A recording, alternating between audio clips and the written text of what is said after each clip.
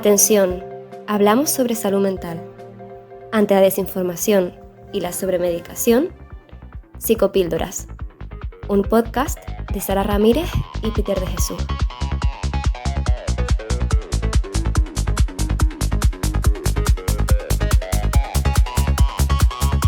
¿Alguna vez has pensado que no vales para nada?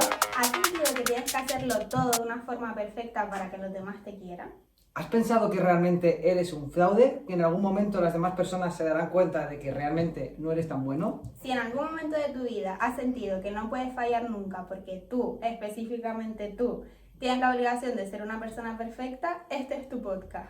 En el episodio de hoy hablaremos de autoexigencia, perfeccionismo y de algo que se ha ido escuchando mucho últimamente, el síndrome del impostor. Para ello, Sara Ramírez y yo, Peter de Jesús, contamos hoy con la presencia de Sara Sanabria, que además de psicóloga es bailarina en la escuela Eleven Dance Center.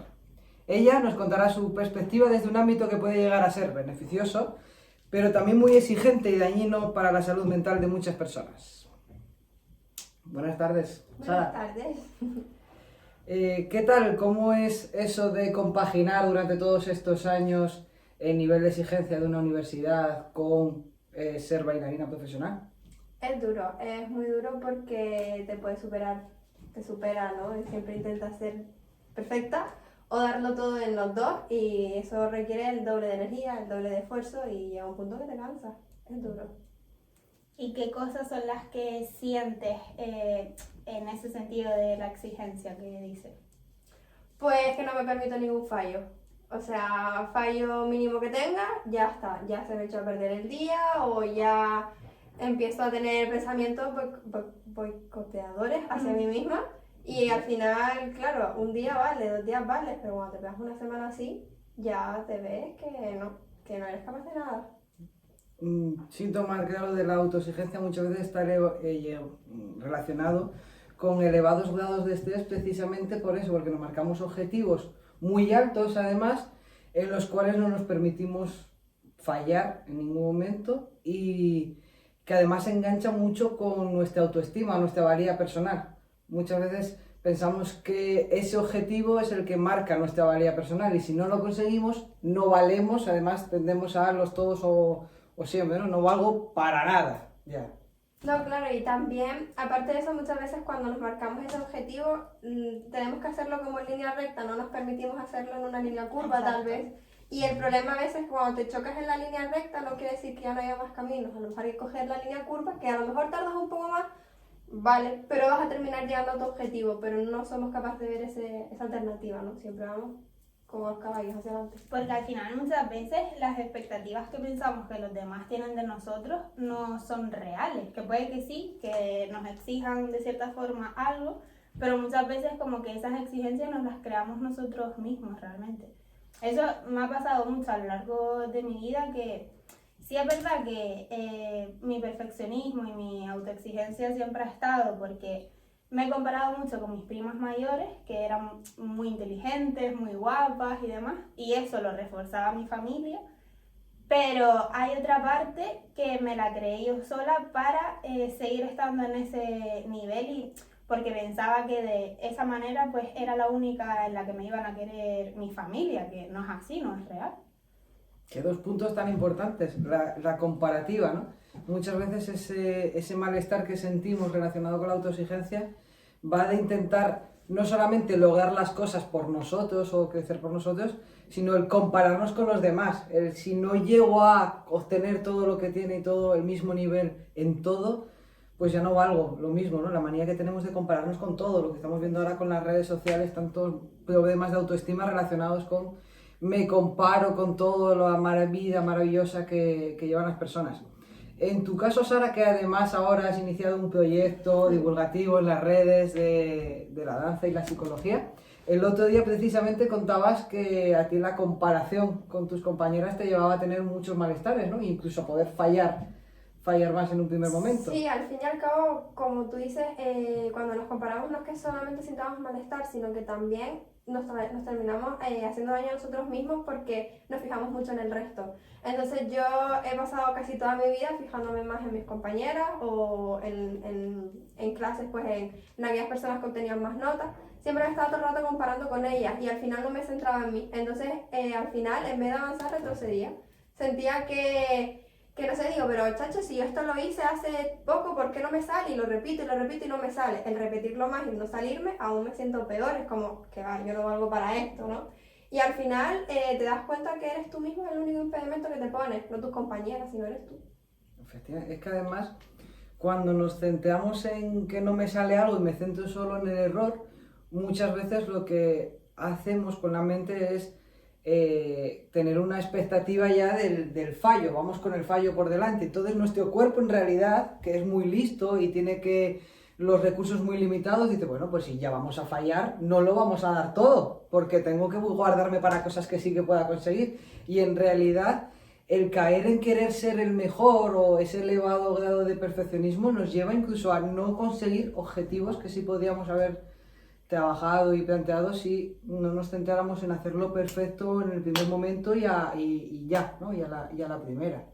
Claro, sobre todo también, por ejemplo, en el caso del ballet hay que tener en cuenta que hay que tener cuidado a la hora de hacer las cosas, no puedes permitirte no fallar, como cuando, por ejemplo, el ballet es de todo menos natural. O sea, tienes que estar colocada de todas las maneras, pero como estás normalmente. La espalda va hacia adelante, no, tú lo tienes que hacer hacia atrás.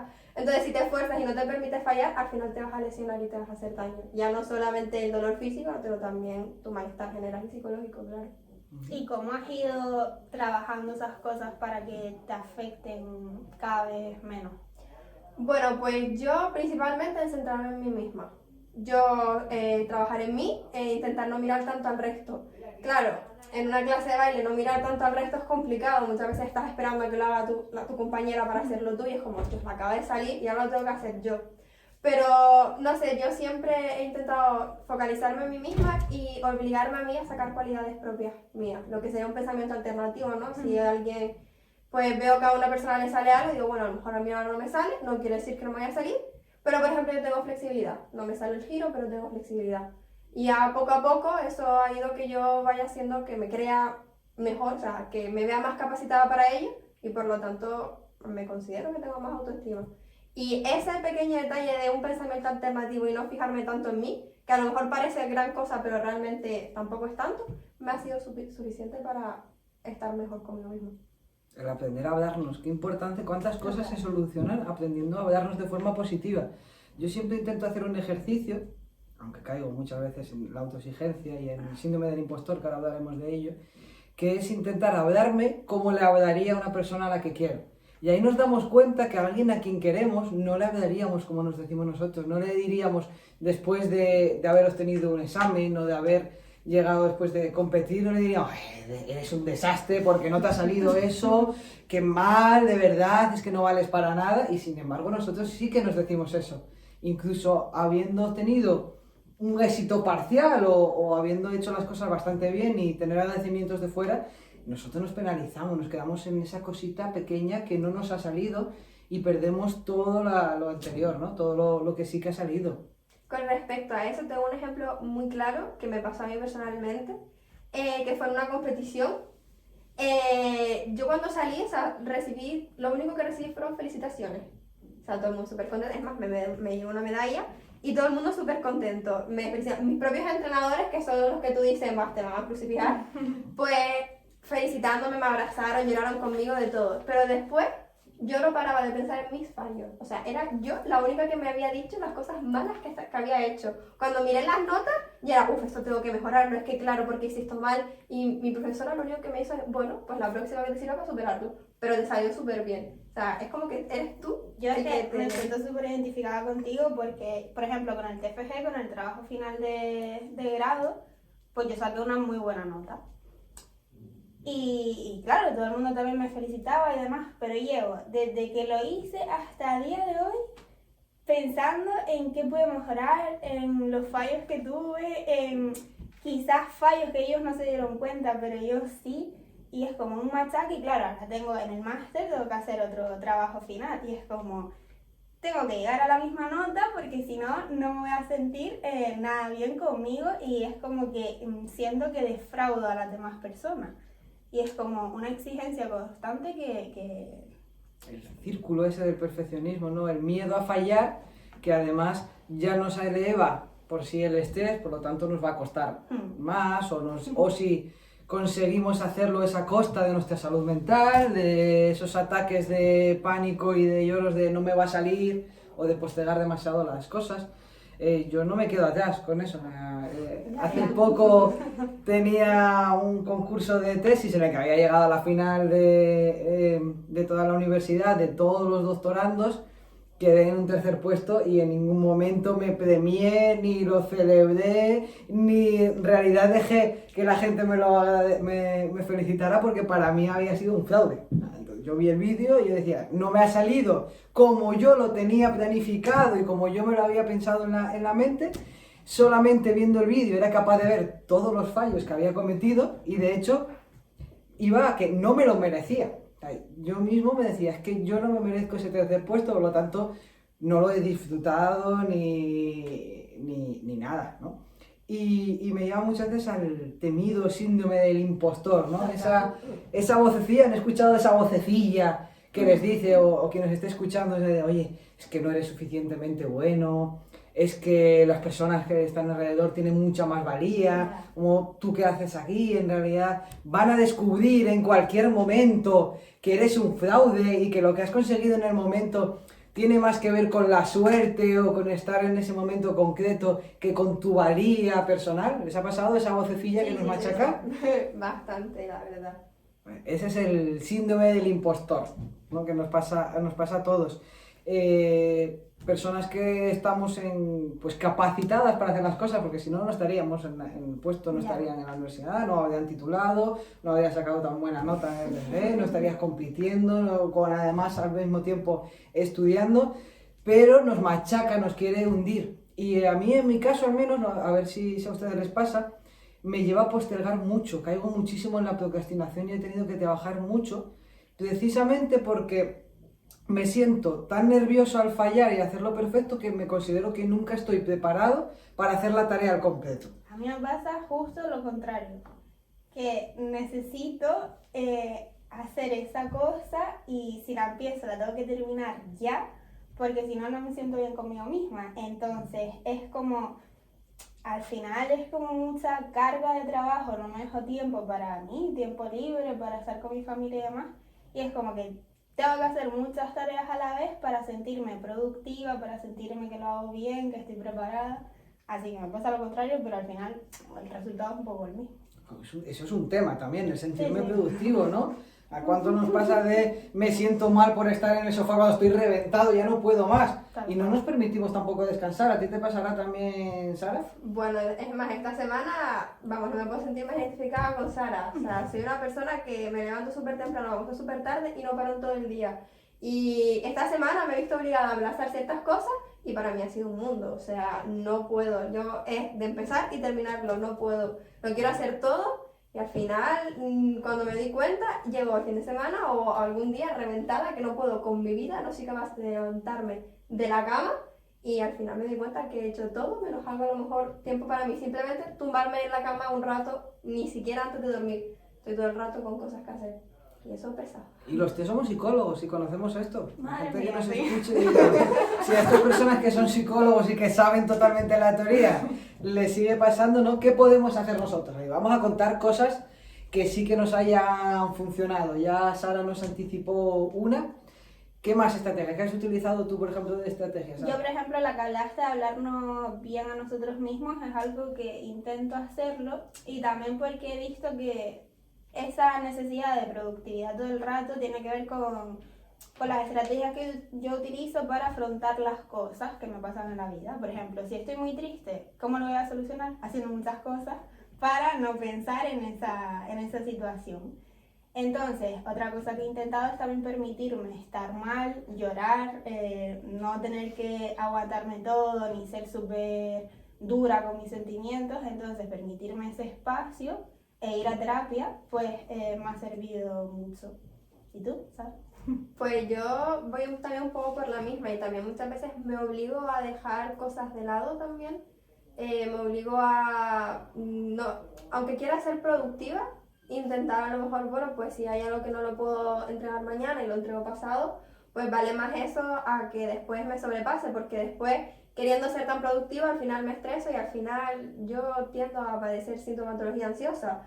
Y al final, cuando me encuentro mal, me pongo muy ansiosa, me baja la energía y al final no rindo tampoco y eso me hace estar peor. Entonces, para no llegar a ese punto, yo intento distraer mi mente, siempre intento, pues, con lo que me gusta. Hoy me voy a hacer deporte, me voy a bailar o incluso tumbarme a ver una película. Después de la película me pongo a ello, pues lo hago, pero dedicarme tiempo a mí y despejar mi mente. Yo en la época del confinamiento, que estábamos súper estresadas con los exámenes y los trabajos y ¿Qué demás, época? y estábamos aisladas, yo no podía más con las comparaciones con las notas de mis amigas, con los comentarios que me hacían de no, pero si tú vas a sacar muy buena nota, no sé qué, ¿para qué te preocupas tanto? Pues yo ya no podía más y les pedí que no me hablaran de ninguna nota, de ningún examen y que habláramos de otras cosas. Porque eso me hacía que me autoexigiera más. Y me sentía mal si a lo mejor en vez de un 10 pues sacaba un 9,5. Entonces eso para mí era horrible. Y se los pedí, me dijeron que sí, que me entendían y a partir de ahí pues me sentí mucho mejor. Así que esa estrategia también me sirvió a mí. Claro, ponernos límites, saber qué cosas nos están haciendo daño y aprender a quitárnoslas un poco. Yo estoy muy de acuerdo con las actividades gratificantes. Yo intento siempre tener alguna actividad que me cargue las pilas, que me cargue la energía. Creo que es muy importante. Cuando no me ha salido todas las cosas que tengo que hacer, que todas que tengo que organizar, intentar planificarme, motivarme con colores, de ir completando las cosas, ver que las cosas al final tengo una gran lista, pero se van haciendo. Entonces intento siempre pintar para ver que cada tarea se está completada, que además me ayuda a finalizar las tareas, porque yo sí que no soy de finalizarlas. Pero no soy de finalizarlas precisamente porque no creo que lo estoy haciendo perfecto. Entonces, para escribir una frase de la tesis, me pasaba que yo necesitaba leer muchísimo, muchos artículos. Parecía que nunca había hecho suficiente búsqueda antes de ponerme a escribir en sí el marco teórico. Entonces iba retrasándolo y tenía que ponerme pedazos de, bueno, ahora vas a escribir la introducción de ya tienes este material y permítete fallar en el sentido de, bueno, ya me dedicaré un tiempo a repasar lo que he hecho. Intento escribir, intento tenerme como un mantra en la cabeza, que es mejor hecho que perfecto. Entonces me lo repito, mejor hecho que perfecto, aunque luego necesite tenerlo perfecto y que necesite al menos repasarlo, me está sirviendo para no caer en la procrastinación. Luego quería compartirles, yo también fui a terapia con estas cosas. Y a mí mi psicóloga me hablaba de que hay como 12 cosas características que tienen un poquito los perfeccionistas y que buscara 12 formas de contrarrestarlas. Entonces yo tengo la hojita, no me están viendo, aquí con las 12 cosas que las tengo directamente al lado del ordenador de la universidad. Lo necesito leer cuando me empiezo a agobiar. Entonces, la primera es decirme, yo elijo ser doctor porque elijo ser docente y además no soy menos por aún no serlo. Esto neutraliza dos cosas. Primero, el debo estudiar, debo investigar, debo tal, el tener toda la presión de las tareas que tenemos que hacer. Vamos a buscar con qué se relaciona de cosas que hemos elegido. Yo elijo esto, yo he elegido esto, ¿no? Esta presión me la pongo yo y por lo tanto yo también puedo llegar a quitármela y concentrarnos en por qué lo hemos hecho, por qué nos gusta. Y por supuesto, la comparativa, no eres menos, no eres mejor o peor porque todavía no estés o porque estés todavía en el proceso. Ahí te voy a cortar. Cuando fui a mi primera psicóloga, que trabajé con ella las comparaciones con los demás, sobre todo con las demás chicas, me dijo una frase que era, si te comparas, hazlo para mejorar y no para machacarte.